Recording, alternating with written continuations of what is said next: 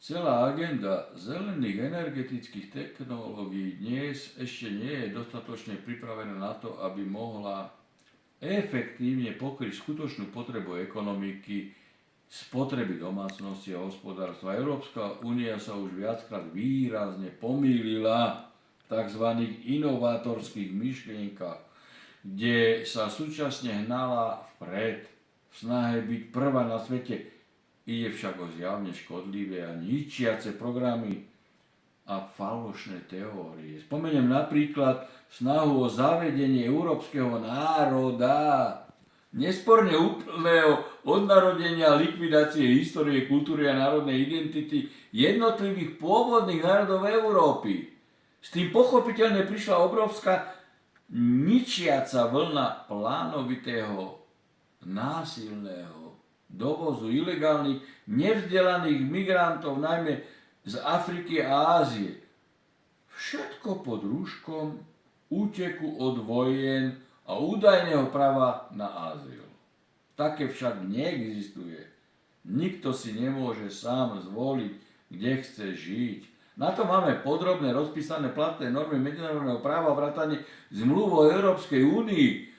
Potom úmyselne zanedbávané vzdelania detí a mládeže, ohlupovanie ich rôznymi teóriami o nejakých desiatoch pohlaví, šírenie homosexuality a pedofilie v podobe LGBTI, ktorú presadzovali a stále presadzujú do najvyššej politiky ako jedinečnú a jedinú potrebnú, akože zase v úvodzovkách kvalifikáciu politikov a nakoniec požiadavka, aby sa suverénne štáty Európskej únie vzdali suverenity v prospech nevolených, opakujem, nevolených korupčníkov Bruselu.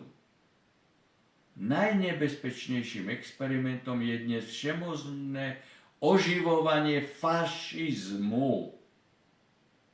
Jeho velebenie, prekrúcanie vojnovej histórie a financovanie šírenia nenávisti voči Rusku v snahe pripraviť sa a viesť proti nemu spoločne vojnu. Je preto dôležité, aby sme sa stretávali,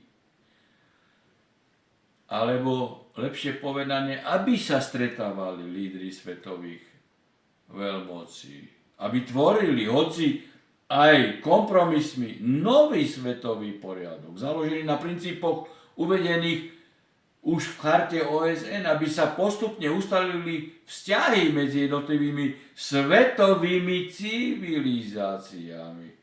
Ruský civilizačný svet, India, Čína, arabský civilizačný svet, európska civilizácia a všetko v záujme mieru, ekonomickej prosperity a hlavne bezpečnosti pre všetkých.